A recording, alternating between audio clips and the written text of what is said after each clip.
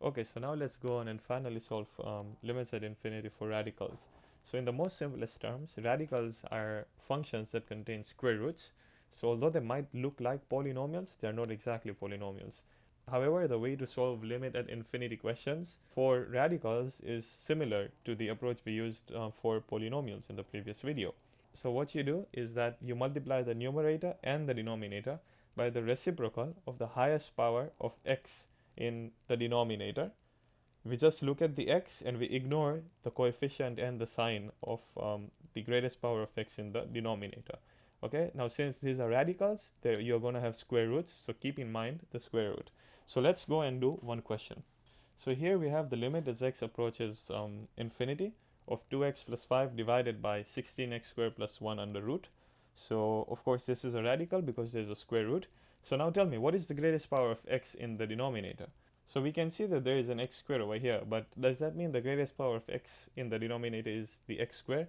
Not really, right? Because there is a square root over here. So the greatest power of x in the denominator in this case is the square root of x squared. And using the ideas that we just discussed a few minutes ago, we know that this is not just equal to x, but it's equal to the absolute value of x. The absolute value of x we know is equal to x when x is greater than or equal to 0, or it's equal to negative x when x is less than 0. So how do we know what the absolute value of x is in this case? So if you look closer, you'll notice that in this case we are approaching positive infinity. So that means that definitely x is a positive number. If x is a positive number, it's going to be greater than 0. So we look into this side of the definition.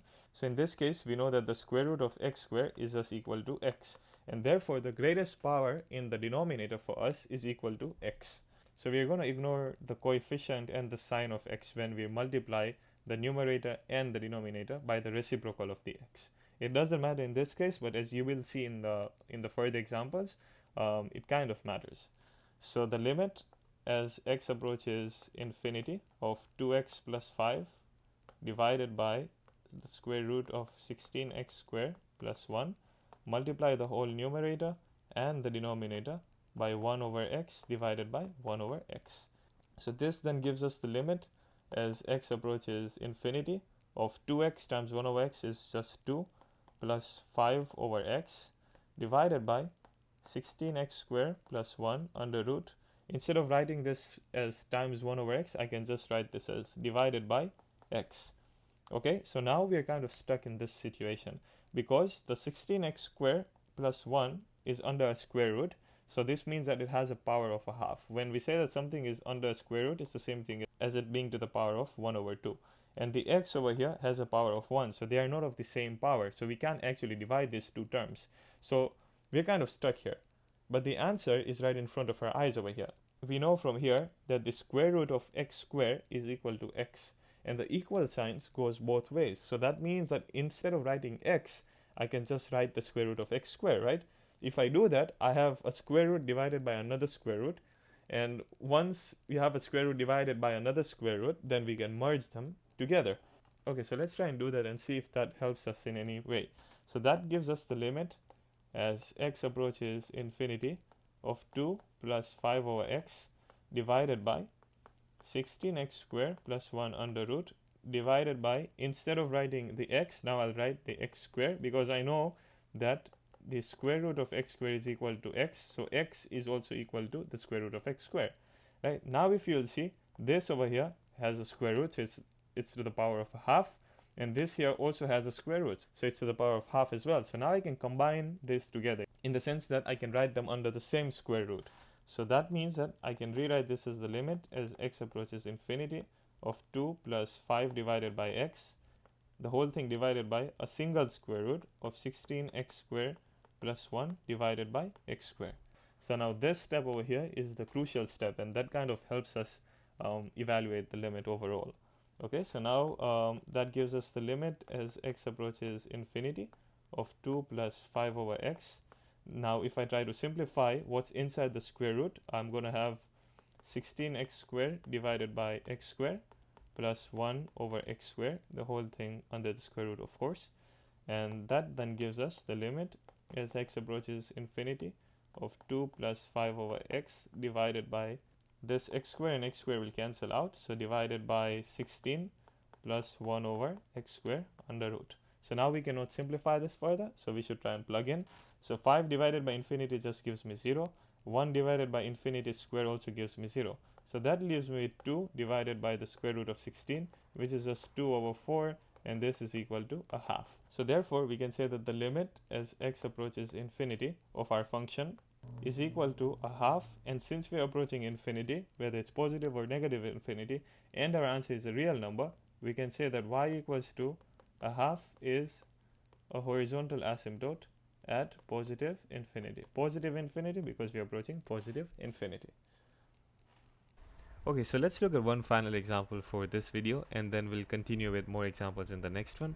I know that this is kind of a long video, but keep in mind that this is as hard as limit questions get. So this is the limit as x approaches infinity of the square root of 9x to the power 6 minus x squared divided by x cubed plus 1. So again, there is a square root, so you know that this is a radical. So how do we go about solving this? If you try to plug in, you're going to get an indeterminate answer. So what we need to do here is we need to multiply the numerator and the denominator by the reciprocal of the highest power of x in the denominator. So what's the highest power of x in the denominator? So this is simple. The highest power of x is just x cubed. So you're going to multiply both top and bottom by the reciprocal of x cubed. So by 1 over x cubed. So now let's try and simplify this. So this becomes the limit as x approaches infinity.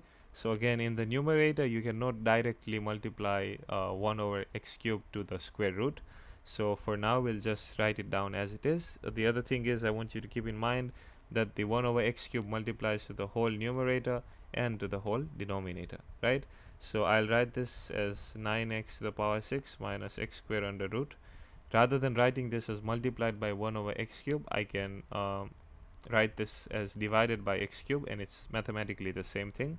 And then in the denominator, I'll multiply the denominator by 1 over x cubed. So x cubed times 1 over x cubed is just x cubed over x cubed, and 1 times 1 over x cubed is 1 over x cubed. So this and this will cancel out. So then this just gives us the limit as x approaches infinity. I'll write down the numerator as it is in this case, divided by 1 plus 1 over x cubed. So at this point, we cannot simplify the denominator any further. So what do we need to do now? So we need to address the radical, right? The square root, which is basically got stuck at this case. So now we need to think of a way that we can merge this x cube with the square root at the top. So the best way to do so is if rather than having the x cube over here, we had a square root of something. So that way, you know, we can keep both the 9x to the 6 minus x squared and whatever term there is over here at the bottom under the same square root, and then go on and simplify further like how we did previously. So what we need to identify is the square root of what will give you x cubed. So we know that when you take the square root of x to the power 6, you're going to get the absolute value of x to the power 3. So the absolute value of x to the power 3 again is x cubed if x cubed is greater than or equal to 0, or it's minus x cubed if x cubed is less than 0. So in this case, we are approaching the limit as x approaches infinity, right? So obviously x is going to be a positive number, so it's going to be greater than or equal to 0. So in our case over here, the absolute value of x cubed is just going to be positive x cubed. So therefore, we can say that the square root of x to the power 6 is just going to equal to x cubed. So now, instead of writing x cubed over here, I can write the x cubed as the square root of x to the power 6, and that will basically solve the whole problem for us. So we can rewrite this as the limit as x approaches infinity of 9x to the power 6 minus x cubed square root divided by, instead of writing x cubed, I'll write the square root of x to the power 6, right? And I'll write down our original denominator as it was 1 plus 1 over x cubed.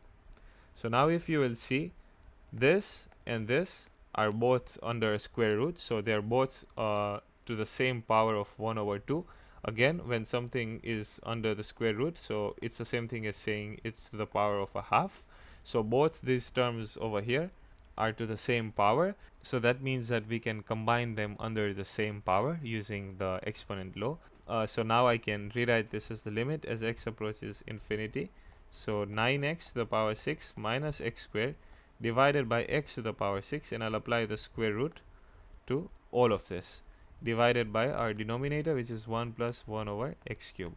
So I can kind of split the numerator over here. So I can write this as the limit as x approaches infinity, 9x to the power 6 divided by x to the power 6 minus x squared divided by x to the power 6, don't forget the square root, divided by 1 plus 1 over x cube. So x to the power 6, x to the power 6 will cancel out here. The x square will cancel out with x to the power 6 to give us x to the power 4 in the denominator here. So this now leaves us with the limit as x approaches infinity of 9 minus 1 over x to the power 4 under root divided by 1 plus 1 over x to the power 3. So we cannot simplify this any further, so we should try and plug in. So here I have 1 divided by infinity to the power 4. So 1 divided by a super large number is just equal to 0.